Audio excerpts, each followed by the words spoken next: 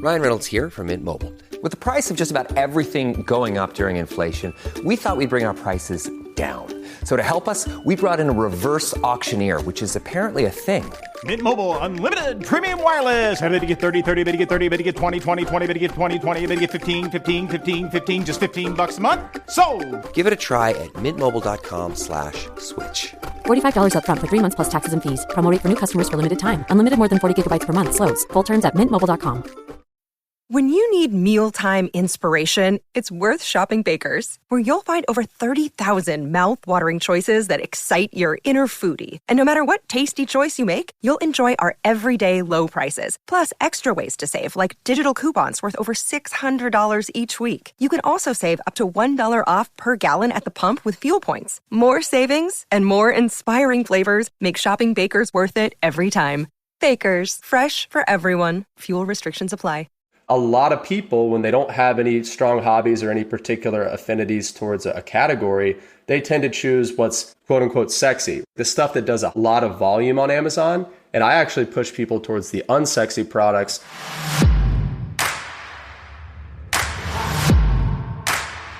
What is up, my friends? Welcome to the Millionaire University podcast. I'm your host, Brian Guerin, and on this episode, we are talking to a guy who gets to have his piece of the Amazon cake, and he gets to eat it too. His name is Corey Ganim of CoreyGanim.com, and he runs a 7-figure business selling other people's products on Amazon. That's right. He simply buys brand name products at wholesale prices, and he resells them on Amazon at a profit. Who knew, right? So Corey's out there crushing it, and I can't wait for him to share with us just how he does it and how the wholesale business model works on Amazon. Class is in session. Let's go. Corey, it's a pleasure to have you. Thank you so much for having me, man. I think we got a lot to talk about here today, so I'm looking forward to diving in. Yeah, I'm excited because this is, honestly, what you do is very unfamiliar to me. And I really want to get introduced to it myself, but even more so our listeners, because I think this is a pathway to entrepreneurship that maybe a lot of people have questions about or are curious about, but have absolutely no clue how to get into. So we're going to unpack that with you today. Alrighty, so I understand that you got into selling on Amazon via retail and online arbitrage, but you started hitting some roadblocks in those departments. Why don't you take your origin story from there and lead us into the deep, Corey? Definitely. So to even back up an additional step, so I really started selling on Amazon by selling used books. Now, this is an avenue and I guess a business model that's still totally legitimate today. And it's something you can do with a lot less startup capital. So for example, I was going to every thrift store in my town, scanning these used books that were on the shelves. Most thrift stores have hundreds of them, buying them for 50 cents, $1, $2. And some of these textbooks will sell on Amazon for $50 or $100, sometimes more. So even before I got into the really more so online arbitrage, I was doing the used books flipping, which again, totally viable model in 2024, but more of a beginner method. So after I got into the whole used books thing, I actually had to move to Chicago. This was very shortly after college graduation. And I didn't have a car, so I had no way to go to thrift stores. I had no way to continue to source these books in any efficient manner. So I was like, okay, I like this Amazon thing. How can I continue to do it, but maybe not be books be the product here? So I found what's called online arbitrage, which is the simple act of buying products from retailers like a Target, like a Walmart, like a Dick's Sporting Goods, stacking a lot of different discounts to get products at a very steep discount and then flipping them on Amazon. So for example, Dick's Sporting Goods might be running a 20% off sale site-wide, and then I can find a discounted gift card that I can buy at 10% off. And then, hey, there's a cashback website that's offering an additional 7% cash back just for checking out through their link. Next thing you know, you're getting 35, 40% off retail, and it's selling on Amazon at a premium, and that's where you make your margin. So that's how I got into online arbitrage. All right. So you almost went the Bezos route of just flipping used books. Yeah, totally. I mean, that's a great way for people to start that don't have a lot of capital. Definitely slower to scale, but very high ROI and very low barrier to entry there. Okay, gotcha. All right. So let's keep going on that. How did you then start getting into the wholesale side of Amazon? Was there a course or a coach or a mentor, or what kind of led you into this area? Yeah, so this was, I guess it was late 2018 that I discovered wholesale. I didn't even know that it was a viable model because there really weren't that many people on YouTube or on Instagram talking about it at the time. In fact, there was only 2 guys, but I stumbled upon the model. It was a YouTube video by a guy on YouTube named Watch Me Amazon, Larry Labarsky. He has since become someone that I interact with. He was actually the only course I ever bought was his, and it was fantastic. But the video that kind of flipped the switch in my mind, it was a very simple video. It was him screen sharing a Google Doc. And in the Google Doc, he just laid out the economics of the wholesale business model. So the example he gave was something like this. He said, okay, so let's say you start off with $5,000 in capital for inventory. You spend that $5,000 on good, profitable inventory. You sell it on Amazon, and then you get, let's say, $6,000 back, right? Now you've got $6,000. You take that $6,000, you spend it on profitable inventory. Now you've got, let's say, $7,200. So it was very clear to me the potential for compounding here, right? It's a snowball effect. No matter how much capital you start with, you can snowball it and compound it over time. And that to me just clicked, because the other thing that he was saying about the wholesale business model is it is very relationship focused. It is a B2B sales business at the end of the day. We're having to build relationships and sell some of these suppliers and these brands on why they should sell inventory to us. Whereas with online arbitrage, very transactional. I'm just buying from Target.com. I'm buying from Walmart.com. There's no way for me to build a relationship with Target or with Walmart. So there's no way for me to buy in bulk, get additional discounts, do the things that tend to happen in a B2B sales scenario. Does that answer your question there?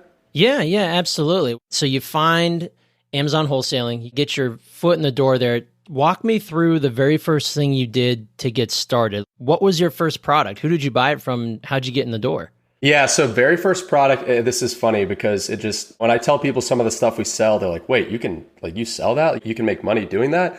The very first thing we ever sold, or that we bought and sold in the wholesale business, was a baby stroller. It's called the Black Nano stroller. Was selling probably 200 to 300 units per month on Amazon at the time. There was maybe 5 or 6 sellers on that listing. So we were able to take 200, 300, divide that by 5 or 6. And that's the first product that we found where we bought it directly from the manufacturer. I just cold called the manufacturer, talked to a salesperson.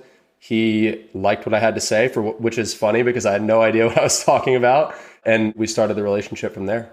Wow. Okay. So I've got a million questions here. I may go out of order, but let's just listen, there's so many different directions we can go. Yeah. And it's all fair game. Okay. So you got this first product. You mentioned that you were able to see how many people were selling it. Now, before I get to that, familiarize us with the Amazon listing. Like, are you creating listings for your products, or are there just parent listings where everything is, and do all the sellers pair into that listing? How does that work? So that's a great question. And that is the entire premise of the wholesale business model, is that we are selling products that have built-in demand. We're not having to create a brand from scratch or market these brands. These are brands that customers are already searching for and already buying on Amazon. Think Head and Shoulder shampoo, think cosmetics, skincare, big brands that people are already buying.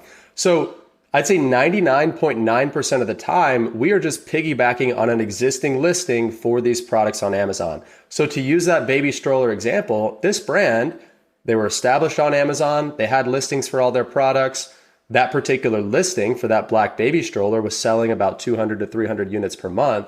So all we had to do is basically procure the stock, which we did directly from the manufacturer, and then list it for sale under that specific listing. And on Amazon, so you talked about the competitive sellers, the 5 or 6 other folks that were selling that same product. So on Amazon, the name of the game is winning the buy box. And now the buy box, for those of you that are just completely unfamiliar with how Amazon works, it's exactly how it sounds. It's the box that has the add to cart or buy it now button in it. You see what I mean? So at any given time, there could be a different seller in the buy box, and the seller that wins the buy box, it's usually predicated on price and delivery time. So if your product qualifies for Prime and you have the lowest price on that listing, more than likely you're going to be in the buy box. And so when a customer clicks add to cart or buy now, they're buying from you as opposed to the other 5 or 6 sellers on the listing. No way. Does that make sense? Okay. Yeah, I think so. That's crazy, because otherwise there would be 400 listings for this nano stroller from 400 sellers or 200, however many it is. And that would be chaos. And think about it, that's how eBay operates. If you were to go on eBay and buy this same stroller, which you can, if you type in the name of the stroller or the brand name, there's going to be 20, 30, 50, 100 different listings for the same product. Whereas on Amazon, Amazon actually takes the opposite approach. They have one listing, typically in a perfect world, one listing per product, and all the sellers have their offer under that particular listing, if that makes more sense. Okay, mind blown. So let's talk about, how do you ensure that you are the one that's in the buy box? So like I said, well, I guess technically there are a lot of factors that go into winning the buy box. In fact, Amazon has never come out and said, hey, this is how you win the buy box, because it's their proprietary algorithm. But it's pretty well-known knowledge that the two main factors are price and delivery speed. So as long as your product qualifies for Prime shipping, which means it's going to get to the customer in 1 or 2 days, so very quick delivery time. I only buy Prime, so yeah. Yeah, me too. Me too. And two, if you have typically the lowest price on that particular listing, then as long as those two factors are in place, more than likely you are going to win the buy box. That doesn't mean you're going to stay in the buy box. Chances are you're going to rotate in and out of the buy box along with the other sellers that are also Prime eligible and lowest priced. But generally, you're going to be in the buy box a good amount of the time. Okay. So your shipping time, that's like you just tell Amazon, hey, I guarantee it's going to be there within 2 days. But to ensure that price part of it, how do you stay on top of that? Or is there a perpetual race to the bottom? How do you or Amazon prevent that? So, and listen, there are some newer sellers or more unsophisticated sellers that in order to stay in the buy box, they're undercutting everybody by a penny or by 10 cents or by $1. And next thing you know, nobody's making any money, and therefore the listing is no longer profitable. However, most sellers that are serious, especially sophisticated sellers, they're using a tool called a repricer. Okay, so a repricer is a tool that is going to automatically and instantly adjust your pricing based on the competition. Now, a good repricer is not going to undercut the other sellers. A good repricer is going to maintain your price within a range, because you can set like a minimum price and a maximum price, and price in between that range. So that way you're not just constantly undercutting each other and killing the price. And now the one that we use is called Seller Snap. It's not cheap. It's $500 a month, but it's actually, it paid for itself in about 48 hours because it was making us sales at higher prices than the buy box. So sometimes you can even make sales above the buy box price. There's a lot that goes into it. Okay. I took us down a bit of a rabbit hole there, but I had to know. So I want to zoom back out a little bit. Let's go back to where we were talking about the products. We talked about your first one being that baby stroller. How does somebody wanting to resell on Amazon, how do you decide what products to get? And then I want to get into how you actually get them. Yeah. So, I mean, listen, my best advice, because that's a very common question I get is, hey, Corey, I want to start wholesaler. I want to start selling on Amazon. What should I sell? And my advice is always, well, what do you know? What do you like and what brands are you familiar with? Because again, the name of the game here is reselling existing brands that have built-in demand on Amazon. And if you are, let's say, a car enthusiast and you know all about cars, then it's going to be pretty easy for you to identify the automotive brands that are in demand or that are up and coming, for example. So that would be the direction I'd push you. A lot of people, when they don't have any strong hobbies or any particular affinities towards a category, they tend to choose what's quote unquote sexy, which is toys, supplements, beauty products, like the stuff that does a lot of volume on Amazon. And I actually push people towards the unsexy products, things like tools, automotive, industrial, the stuff that people just aren't as interested in selling, which makes it, in my opinion, a bigger opportunity. Okay, so the advice is more of niche down a little bit because there's riches in the niches. 100%. I've actually put out a good amount of content on these unsexy niches that are actually huge. I mean, for example, there's a tool that I use to gather pretty granular data on every category and every subcategory on Amazon, of which there are tens of thousands of subcategories, by the way.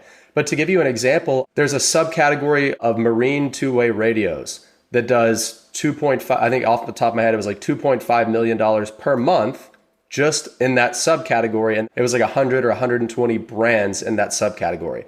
So there's a seven or multi-seven-figure business to be built just in the marine two-way radio subcategory, which again is one of probably 50,000 subcategories on Amazon. Right. Wow, that's fascinating.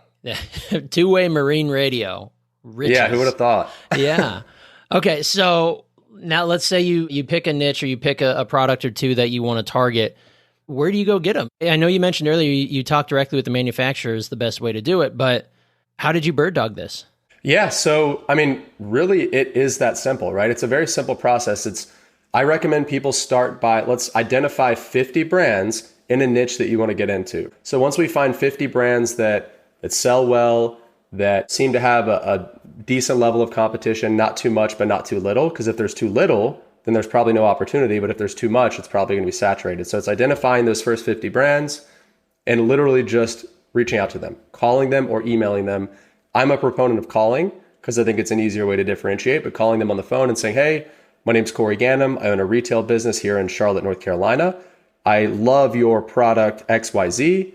I'd like to order 100 units at wholesale. What do I need to do to get set up with you guys as a retailer, right? Some line just like that. And if you call 50 brands, 40 of them are probably going to say no. 10 of them are going to say yes. Of the 10 that say yes, 2 or 3 are probably give you pricing that's going to be profitable to sell on Amazon. So the name of the game is contacting those first 50 brands. Ryan Reynolds here from Mint Mobile. With the price of just about everything going up during inflation, we thought we'd bring our prices down. So to help us, we brought in a reverse auctioneer, which is apparently a thing. Mint Mobile Unlimited Premium Wireless. How to get 30, 30, bit to get 30, bit to get 20, 20, 20, bit to get 20, 20, bit to get 15, 15, 15, 15, just $15 a month? Sold! Give it a try at mintmobile.com/switch. $45 up front for 3 months plus taxes and fees. Promo rate for new customers for limited time. Unlimited more than 40 gigabytes per month. Slows full terms at mintmobile.com.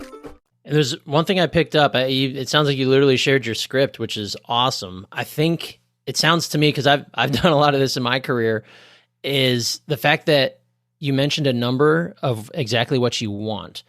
I'm guessing that when it comes to these products that these brands put out there, some of them may have many, many multiples of products, and they probably get tons of these calls a day, just like I get spammed to death in my LinkedIn and my email. Like, I'm sure they're no different. So was you mentioning exactly what you want and the number and the product? Is that the best way to differentiate yourself besides calling them on the phone, which not many people do these days?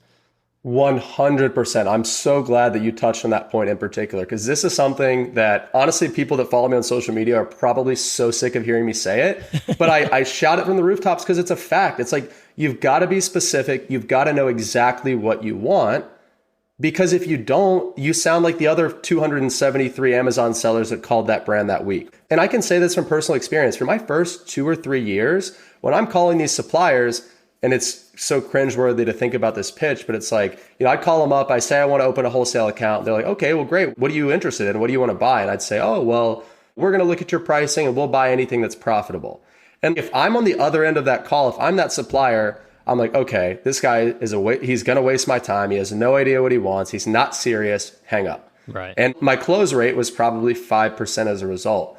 But once I started getting a lot more specific and a lot more intentional about exactly what it is that I want to buy, which, by the way, takes 60 seconds of research going into a call. It's not that hard. When I was a lot more specific and said, hey, I see you got your top 3 products are XYZ. I'm actually interested in products X and Y. I want 150 units of each. I'm ready to buy today, assuming pricing makes sense. Who do I forward my purchase order to? Framing everything through the lens of, I'm looking to put money in your pocket today. How quickly can I do it? That they're going to take you a lot more seriously. It's basically the shut up and take my money approach, right? Yes, because I'm not asking them for money. It's like I fell out of the sky and I called them up out of the blue. They have no idea who I am and say, hey, I want to put $5,000 in your pocket today. You think that they would be just like ecstatic for that to happen. And so, I mean, that's the approach that I take. Well, and tell me if I'm wrong, but probably the people you're contacting at these companies are in sales or distribution or whatever. It's their job to sell more of their product, but they have to sift through a lot of crap to find the people who are serious about doing it. I'm sure most of these brands are fairly protective about who they let resell, and it's way easier to get the attention. Like, gosh, if I had $1 for every person who came to me and said, I need a website, this is what I'm looking for, and I need Google ads, I'd have just a couple dollars, because so many people come at me and they're like, I have no clue what I need, but I need something. Yeah, exactly. But if you come to me, money ready, you know what you need, and I can provide it, yeah, let's talk. Like, that's the way to go.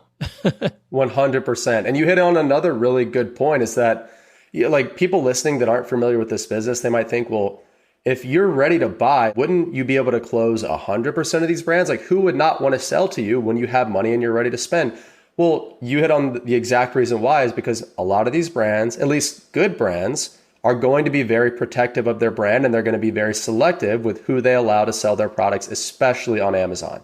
And the reason for that is because, I hate to say it, but Amazon sellers suck. Like, they're a dime a dozen. And I literally posted this on LinkedIn today. I'm like, listen, 99% of Amazon sellers, brands and suppliers, they hate them because they're not serious. They're poor communicators. When it comes time to buy, they ghost or they don't respond for 3 days at a time. They're just not sophisticated. So if you can differentiate yourself and show that you are serious and you are ready to buy, you're not going to close 50, 60, 100% of these brands, but you're going to close a lot more than 5%, right? So it's all about positioning. That's everything. Yeah, and these brands, I'm sure the majority of them sell D2C on their own, but a lot of them, yeah. But their audience is also on Amazon, which is why they know they need to be there. So do these brands, it sounds like they don't try, or maybe they try and they suck at selling their own brand on Amazon. Is that why they come to someone like you? Is it a whole nother ballgame to sell on Amazon if you're a D2C brand and you know you need to be there? I have some experience that in the past, but I want to get your opinion on that.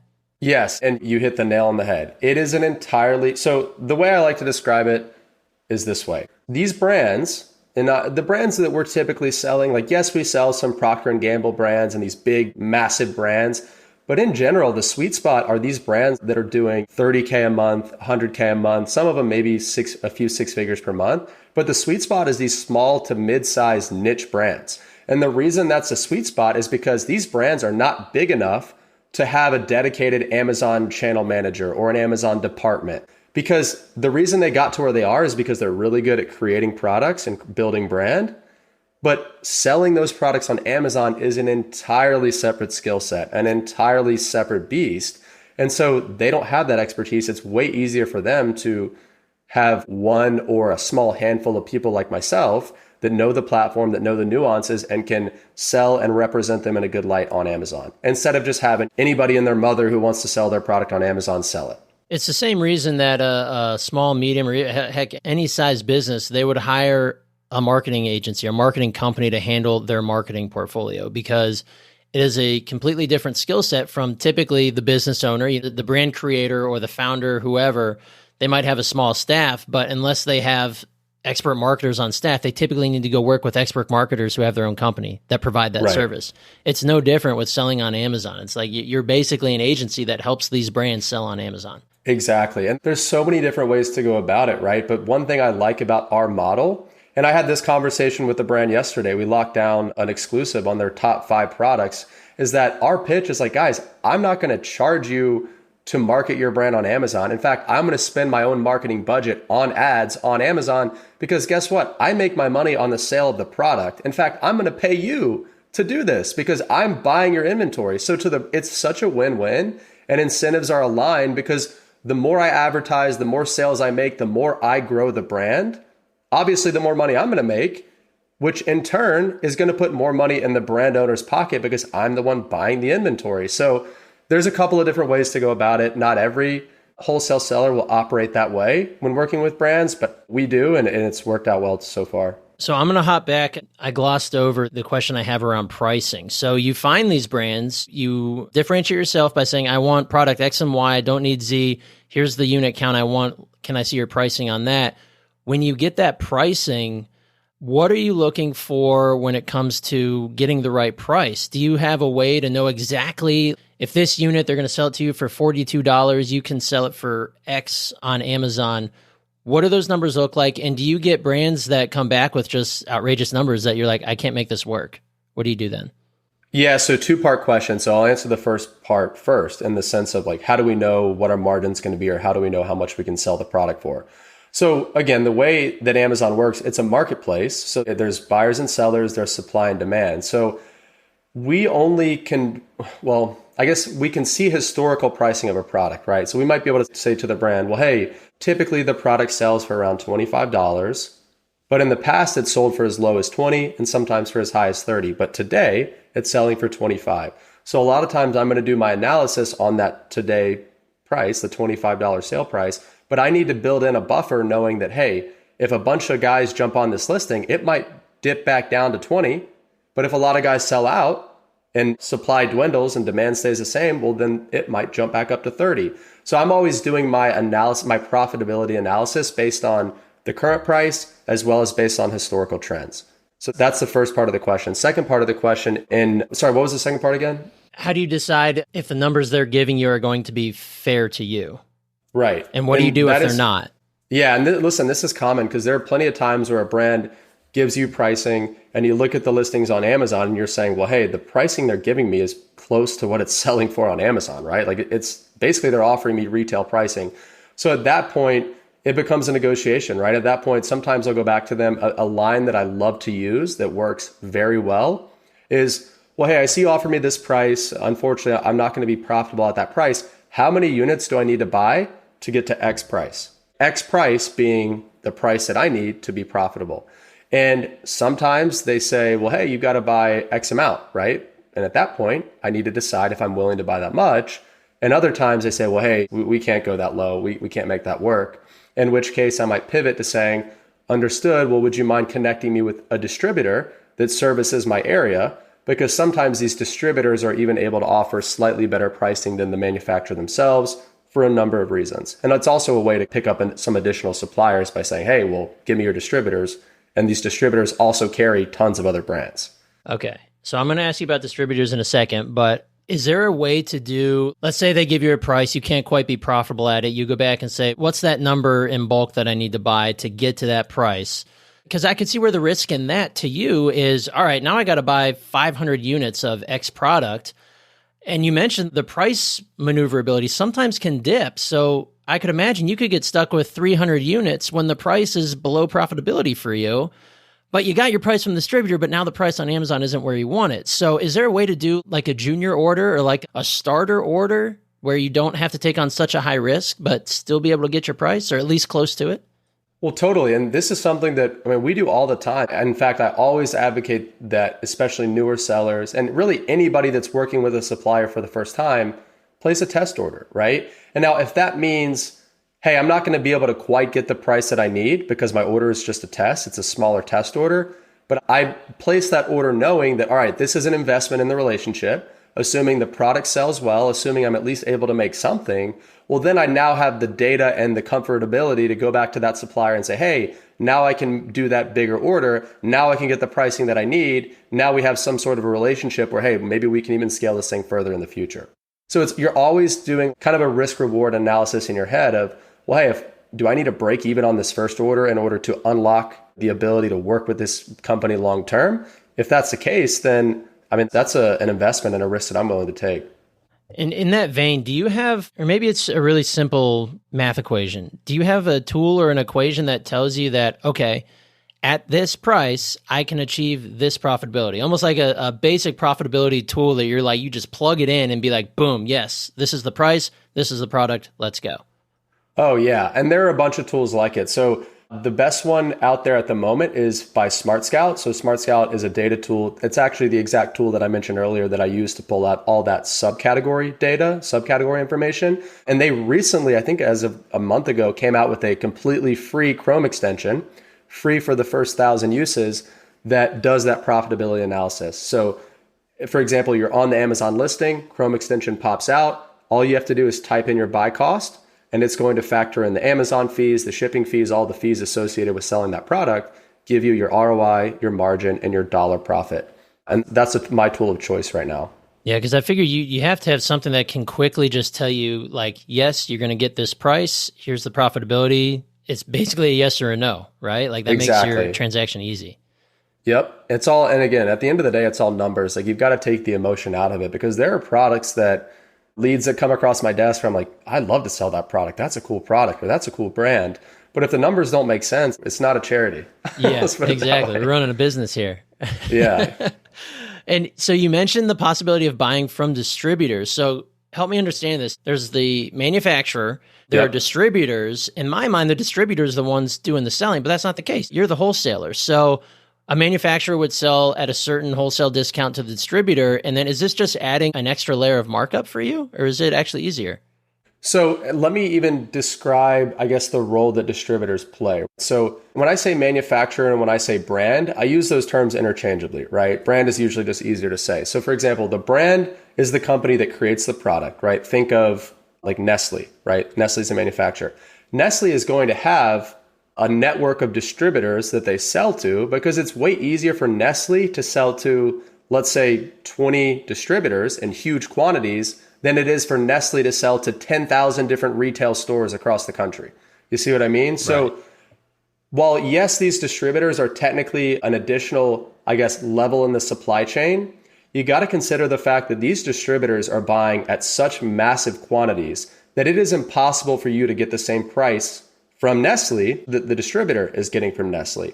Therefore, the distributor in turn can oftentimes offer you a better price than you would get if you were buying directly from Nestle. So especially when you're selling these big brands like a Nestle, like a Procter & Gamble, like a General Mills, you have to go through distributors because General Mills is not going to answer my phone call. I'm sorry, they're not. Yeah. And so buying from distributors is definitely a little different of a beast than buying directly from the manufacturer because, like you said, manufacturers, they care about their brand.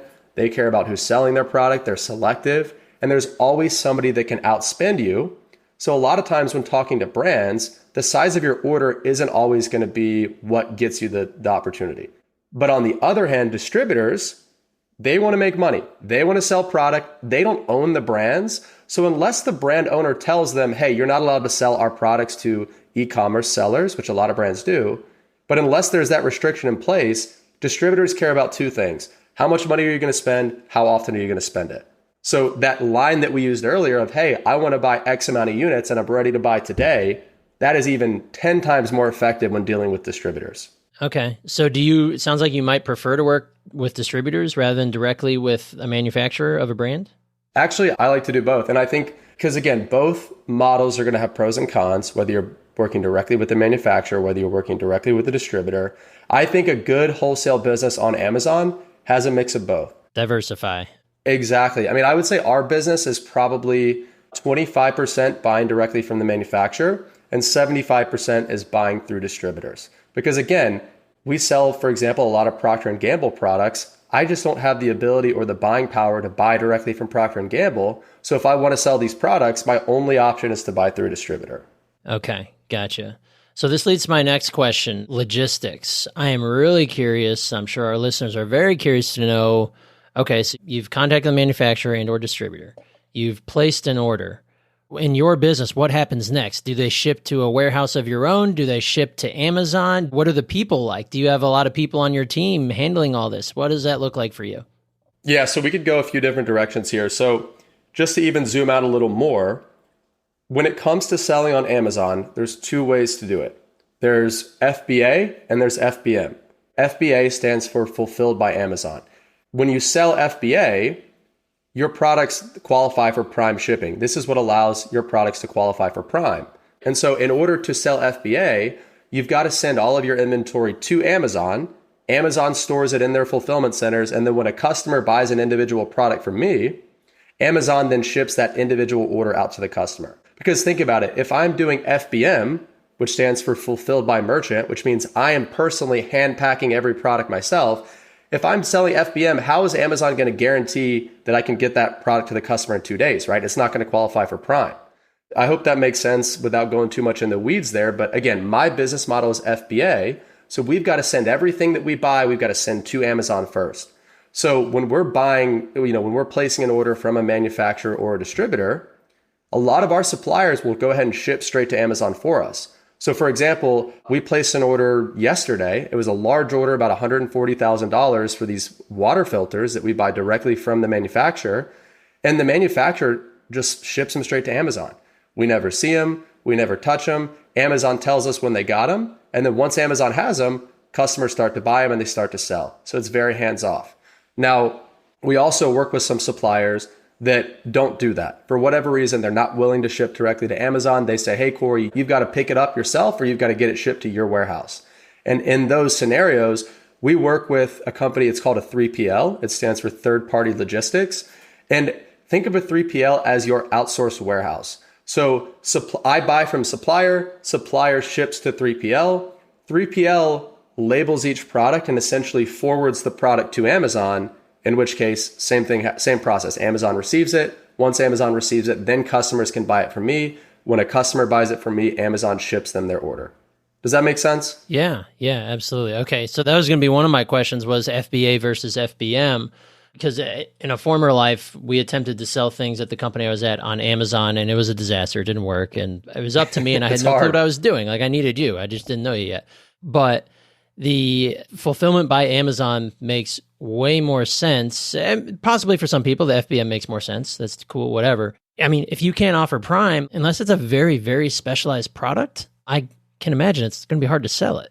Yeah, and there is a lot of nuance to it. And again, I know we want to keep it high level because I think a lot of people in the audience aren't familiar with the nuances of the business. But suffice it to say that FBM makes sense for very large, bulky products because in order to send stuff to Amazon, obviously Amazon's going to charge me to ship stuff to them, and their fees can be pretty expensive. So when it comes to big, bulky products, think like furniture or just anything large, it's typically going to make more sense to sell FBM, where me, Corey, is going to pack up each individual unit and ship it to the customer myself, right? Or, an employee. Okay. So let's talk a little bit about your team. How many folks work with you and work for you? What does that look like in terms of procurement and for getting product moved? Tell us more about that. Yeah, so right now we've got 2 employees. So it's just me and then 2 employees. And both of those employees are based in the Philippines. So one of them is our head of operations. Her name's Griselda. She works about 55 hours per week. She pretty much runs the show, does everything that needs to be done from an operations perspective. And then we've got an admin named Ralph, also in the Philippines, 20 hours per week. He's doing a lot of the blocking and tackling for Griselda so that she can focus on placing orders, restocking products, maintaining relationships with vendors, all that good stuff. Wow. Okay. So that's an awfully lean operation. Yeah, we try to keep it lean. Yeah, and just we're all about abundance here at MUs. So was there a certain company or organization or people you used to acquire your talent? It sounds like from overseas in the Philippines. No, so it's funny. I actually got very lucky because Griselda has been with me for, I guess, since November of 2019. So about, is that 4.5, 5.5 years? I don't know. Yeah, coming up on 5 years. Ralph's been with me for, I think, coming on 2, maybe 1.5 to 2 years. But how I found them is there's a website that I love to use, and I've hired over 20 virtual assistants over the years through the site. It's called onlinejobs.ph. And so the .ph, right, it's a Filipino domain, and it's basically a very large job board website for folks in the Philippines looking for virtual employment. So what you do is you go on onlinejobs.ph, you create an account, you post a job posting, you're going to get 100 to 200 applicants at least. And then it's on you to filter through, interview people, and go from there. So Online Jobs acts as the platform. It's on you as the business owner to vet and test and source and hire appropriately from there. Right. And that's how I found both of them. All right. So very lean operation. Let's talk some nuts and bolts here. Let's get nitty gritty with margins. What are the margins like in a business like yours? What's industry standard? What are you guys at? And what's your ultimate goal in terms of profit margin? Yeah. So industry standard for wholesale at scale. So when I say at scale, I mean 7 figures or multi 7 figures per year at least. Net margin, and this is net after all expenses, but before taxes, a healthy wholesale business is doing 5 to 8% net. So definitely a lower margin business, which is why you got to keep an eye on your operating expenses and make sure that you're buying good inventory. In general, I would say, I think lifetime, so over the 7 years that I've been selling on Amazon, I think our lifetime net margin is right at 5%, which is on the lower end. But keep in mind, we've outsourced all of our logistics to a 3PL. We have a team that essentially runs the whole business. So I mean, we could get closer to that 7 or 8% net figure if we wanted to, but I'd probably have to start doing a lot more work myself, probably have to take some of the stuff that we've outsourced to, say, agencies and 3PLs in-house. And I'll be honest, I'm pretty lazy. So I'm fine with 5% to really not have to work that much on the business at all. Wow. So coming from the info world, like 5 to 10%, that sounds really low. But when you're dealing in, and last year you did about 3.2 million in revenue. So at the end of the day, that's not bad for net. Speaking net wise, that's pretty good. Yeah. And to add to that as well. So again, my salary is an operating expense. I pay myself a 6-figure salary which is for tax purposes not smart, but it is what it is, right? So I'm saying even after my salary is accounted for, we still have about 5% net. So if I were to take a much lower salary or no salary at all because I have income coming from other places, we would be at that 7 to 8% level, if not slightly higher at times. Wow. Okay. And then the growth of your business, are you continually looking for new products, new areas, or do you kind of have your stable of go-tos and you keep buying, procuring, and selling? What does that look like for you? So that is definitely one of the beautiful parts of this business is that, well, I'd say it's a double-edged sword, right? When you're starting a wholesale business on Amazon, it is a slow start. It takes a while to build momentum, to create relationships, to prove to suppliers that you're trustworthy, that you know what you want, that you're a consistent buyer. So I'd say the first year to 2 years is a grind. You're really trying to prove yourself to some of these suppliers. But after I'd say that 2 to 3 year mark, assuming you're iterating properly and scaling properly, it actually gets a lot easier because today in our business, we buy from the same 3 to 6 suppliers that we've been buying from for years. I mean, none of our current suppliers we've been buying from for less than a year, except maybe one that we picked up this year that actually reached out to me on LinkedIn. So, which is a huge tip. Start posting on LinkedIn if you're not already in the Amazon space. Join us and there. Yeah. Oh yeah. And so again, I mean, we are largely buying and selling, if not the same products, the same brands. Because products come in and out. Somebody will jump on a listing and kill the price. And it's like, okay, well, that product's dead. But hey, let's find another product from that same brand. So a lot of it is replenishing what we've already sold, maintaining relationships that we've had for years, and then occasionally adding a new supplier or two strategically, not because we need to, but maybe to have as a backup, or maybe because we're targeting a specific product or a specific brand. So what does your product portfolio look like right now then? Do you have hundreds and hundreds of products, like anything from toothpaste to strollers? Or are you focusing more on clothing? Are you more like you started with baby strollers? Are you still in the kind of the larger purchase type of products? Or is there still plenty of margin to be made by selling toothpaste on Amazon? Yeah, so our business is definitely a little unique in the sense that we have a very high ASP, which stands for average sale price. So our ASP will differ from, it might be anywhere from $40 to $45 on the low end up to, it's gotten as high as $60 or $70 on the high end. So because we're selling typically higher ticket products at higher dollar profit margins, we only carry, I think, on average, probably 60 different products at any given time, which the average wholesale business has an average sale price of $15 or $20. They're selling these very cheap, low ticket products, but they're doing a ton of volume, but they've got hundreds of different SKUs, sometimes thousands of different SKUs to maintain that high level of revenue. So again, I like our model a little more and targeting those higher ticket products because again, when you're only managing 60 different SKUs, it's a little easier to manage than managing, say, 600, which plenty of people do. Absolutely. So can you give me an example of one of the higher end or larger products you sell?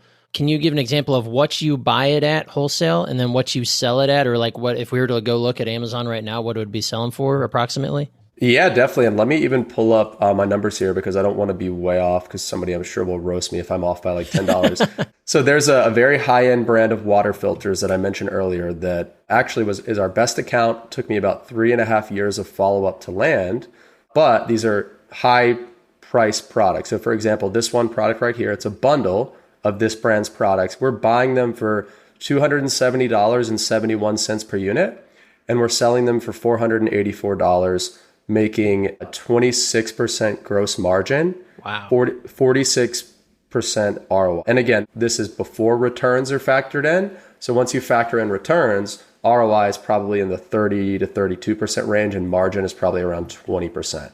Which, keep in mind, this is like a unicorn account, which is why it took 3.5 years to land. But when you're selling more expensive products, those types of margins aren't unheard of. But when you're selling $12, $15 products, that's not going to be as realistic. Using this example, when you were targeting this whale and it took a little while to land, was there a way to know how many units they were selling? Like for you to even know that it was a big seller to target? Yeah, because the tool that I mentioned earlier, right, that Smart Scout Chrome extension, that'll give estimates of units sold per month. And now also in 2024, as we're recording this, within the last few months, Amazon themselves on some of their product listings, I'm sure you've seen this, have actually given sales data where they'll say, for example, 500 plus units bought this month. Have you seen that badge? Yeah. I always thought that was just Amazon maybe just blowing smoke. Like, hey, here, we sold 500 of these. Like, how do I know if that's true or not? Of course, they could make that number up, but is that pretty darn accurate then? Yeah, so it's pretty accurate. So that number is not going to appear on every listing. I think they're slowly rolling that out across the catalog. But, for the first 6 years of my Amazon career, that number didn't exist. So we had a lot of third-party data tools like that Smart Scout Chrome extension that I mentioned that will estimate sales, that'll give us a ballpark.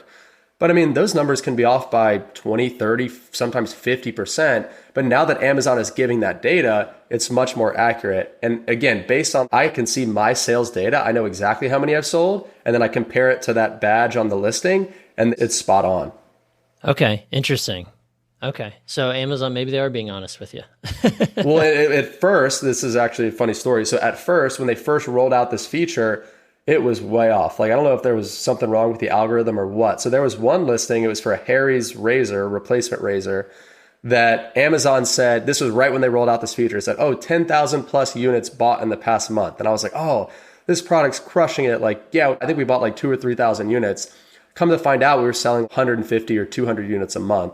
Luckily, we made a profit, but we sat on those much longer than anticipated because the data just wasn't quite accurate yet. Okay, so they may have worked out some kinks. The Bezos Brain Trust might have figured that part out and got a little more in tune with it.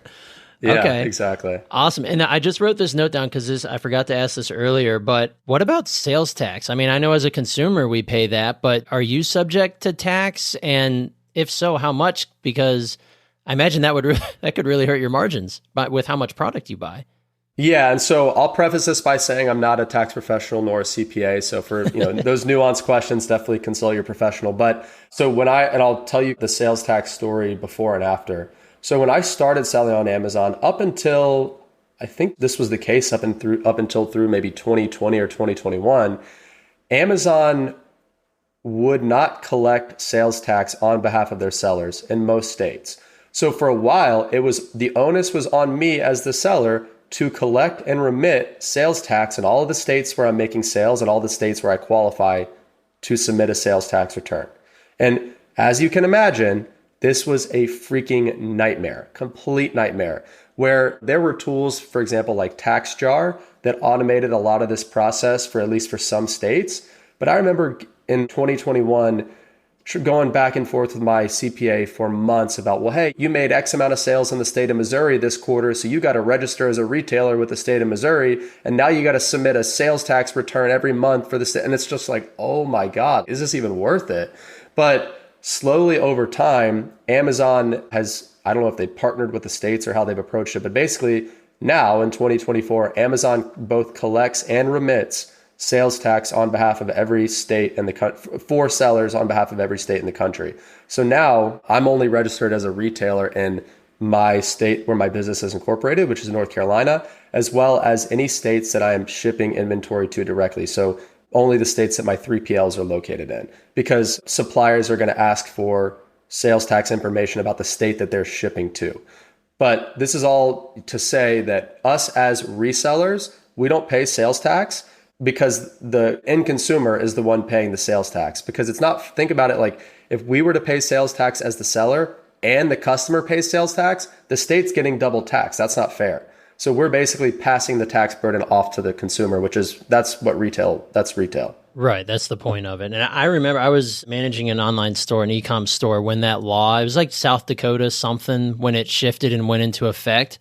I remember we were like freaking out. We're like, we seriously have to register if someone buys from us in Montana. Now we got to file a return in Montana. Like, I wasn't there for too long managing that store. I moved on to other things, but I remember that we were like, holy crap, like this could become a huge disaster. And then we asked the same question, like, is it even worth it? So thank goodness Amazon kind of figured that out for you. And it's funny, I got a letter in the mail last week from the state of Missouri for $42 tax burden that we owed them from first quarter of 2021. Yeah. So it's just, some of this stuff is still not fully resolved. I'm like, man, This is just, it's killing me. Imagine that. The government's waiting 3 years to tell you about a tax problem worth $40. And it's like, oh, by the way, you've got 10 days to pay it. It's like, great. Yeah. Well, speaking of the state side and government side of things, are there requirements that you have to have for your entity to, like a licensed reseller or like a pass from the state that says, hey, you're now able to buy direct from manufacturers or distributors? So not necessarily. Really the only, I guess, licensing you need, again, if you want to avoid paying sales tax as a reseller, which you should, otherwise you're paying more for no reason, you're going to need to register with your state Department of Revenue as a retailer. And when you do that, they're going to essentially give you a sales and use tax number, and it differs by state, but they're going to give you documentation that you then provide to the person you're buying from that says, hey, I'm a reseller, so I'm sales tax exempt. And then aside from that, it's really just, companies aren't going to sell to you. They're B2B, right? So they're not going to sell to you unless you're a business, unless you have a business entity with an EIN number and all that good stuff. Right. Okay. Yeah, that makes sense. And I imagine being the manufacturer, just these large scale distributors, you want to make sure who you're doing business with is actually legit. So that makes sense. They're not going to sell to just Joe Schmo off the street that doesn't have a business entity. Right. You got to be formal. So, yep. All right, so I want to talk about, we're running up against time here. I want to make sure I honor your time, but I'm curious about any mistakes or lessons learned or struggles you've encountered running this style of business. What have you seen and what have you learned from it? Yeah, so biggest struggle in a business like this that's very capital intensive is going to be cash flow management. That really is the name of the game, is being able to manage cash and credit and not overextending yourself.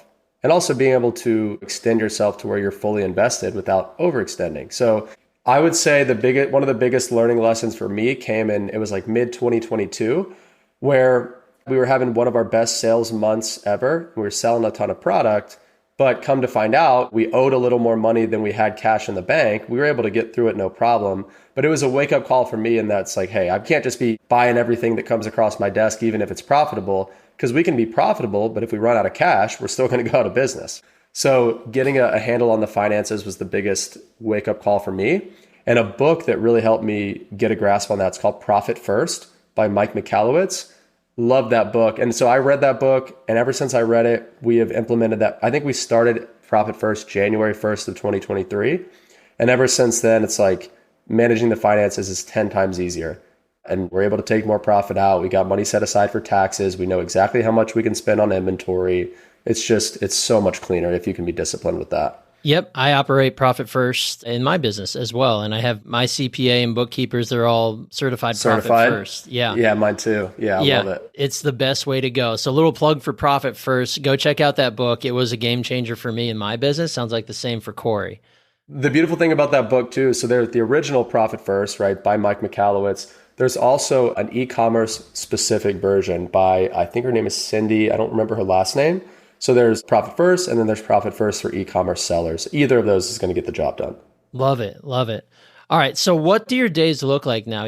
Sounds like you have a lean, mean team that's handling a lot. What are you focusing on these days, and what are you doing to move the business forward? Or I know you have a lot going on the content side of the world. Yeah. So, really these days, I'm very blessed with my team there in the Philippines, right? Griselda runs the show. Ralph handles a lot of the back end. I honestly spend less than an hour per day on the Amazon business itself. The extent of my responsibility there is simply signing off on purchase orders, right? Because again, a lot of the time it's a lot of capital that goes into these products. These are big investments. So Griselda will do everything from teeing up the purchase order, saying, hey, I think we should buy this, where all I have to do is look it over and say yes, no, or change this. And then she places the order, she arranges the logistics, she gets the products to Amazon, and I don't have to do anything else. So that's, again, the extent of my responsibility on the Amazon side. Now, the rest of my day is spent on the content side. Like you said, that's something that's been a much bigger part of my business over the last year and a half. Creating content for YouTube and my podcast, as well as written content on Twitter, LinkedIn, emails, etc. Building up my communities, building up my other businesses as well. So it's never a dull day over here. Right. So are you focusing on the growth of your wholesale business, or is it more so you're good where you are and you're going to keep slowly adding to that, and focus more on the content, or is it a little bit of both? So a little bit of both. I'd say when it comes to the wholesale business, I am of the mind now to where we're letting that grow organically. Now we have the contacts, we have the suppliers, we have the access to product where, like, if you handed me $1 million in capital to spend on inventory, I could have it spent within 2 days. That's how many opportunities we have. But personally, I just don't want that level of risk when it comes to having literally all my net worth tied up in baby strollers, for example. So my strategy right now is just to let Amazon continue to grow organically. I don't need that to be an multi-8-figure business. We'll just let it continue to grow on its own. And then a lot of my focus is on growing my audience, growing my communities, which is an entirely separate business in and of itself, and doing a lot of that fun stuff as well. Okay, very cool. Well, let's round it out with that. What are the best ways? You mentioned you have a podcast. I want to drop the name of your podcast, and then the best ways for any listeners who might want to reach out and find their way into the world of Corey Ganim. Yeah, so the podcast, it's called the Amazon Wholesale Podcast. It's available on any platform. It's also available on YouTube. And I've been running it for just over a year now. There's, I think, 56, 57 episodes you can binge from day one. And every single week I sit down with a successful wholesale seller and interview them on what's made them successful, tips, tricks, tactics, all that good stuff. So again, that is the Amazon Wholesale Podcast. And then for anybody that wants to get in my world and get associated with me, best place would probably be over on YouTube. I'm just at Corey Ganim on YouTube. All right, beautiful. And one last piece before we let you go. What is the top piece of advice you have for entrepreneurs who are out there listening today, who are doing the thing, or maybe they're in the process of getting started, or they're still dreaming about starting their first business? The best piece of advice I could give would be increase your time horizon. So there's a really good quote that I like that says something along the lines of, you underestimate what you can accomplish in 5 years, and you overestimate what you can accomplish in 1 year. Because, for example, I thought year one of doing wholesale, I was like, oh, we're going to sell $1 million. This is going to be great. We're going to crush it. Turns out it took 3 years to hit 7 figures in revenue in a 12-month period. So really what I found is 2 to 5 years of really focused effort on the stuff that moves the needle is kind of the sweet spot to like truly see things start to happen. So take however long you think it's going to take, double it, and that's probably more realistic. That's right. Get rich quick is not a real thing. Nope. And if it is, it doesn't last. Right. Usually. It's fleeting. Yeah. All right. Well, Corey, man, this has been wonderful. Thank you so much for joining us. It's been an absolute pleasure to have you. Thank you, man. I really enjoyed it as well. All right. Wonderful. You take it easy, brother. You too. All right. Let's hear it for Corey. Man, talk about a lean business model with 3 people on the job, $3.2 million in revenue in an industry that you're playing where everybody is. All the consumers are on Amazon, right? It only makes sense that a business could possibly profit tenfold from having their products listed on Amazon, and then being on the inside, being a reseller, being a wholesaler on Amazon is an incredible way to make money. So thank you to Corey for stopping by, filling up our knowledge buckets to the brim. I hope all you listeners out there got some piece of information. I think for me, the biggest part was just learning how Amazon operates, and that yes, it's not a get-rich-quick scheme. Very few things like that would actually work, but if you can get in there, you can develop these relationships, get your foot in the door at certain places, you can start growing this business to 6 and 7 figures and beyond. So I want to round this out today. If you guys haven't checked us out and gotten your free business course from Millionaire University, hit us up. It's millionaireuniversity.com/training. We're going to give you that first 7-step framework to get your business started and off the ground. And then once you have that moving, you can pair your knowledge with episodes like this to learn how you can keep the ball moving and take your business to the next level. All right, that's it for me today. Brian Guerin signing off. I will see you back on the next episode of the Millionaire University Podcast.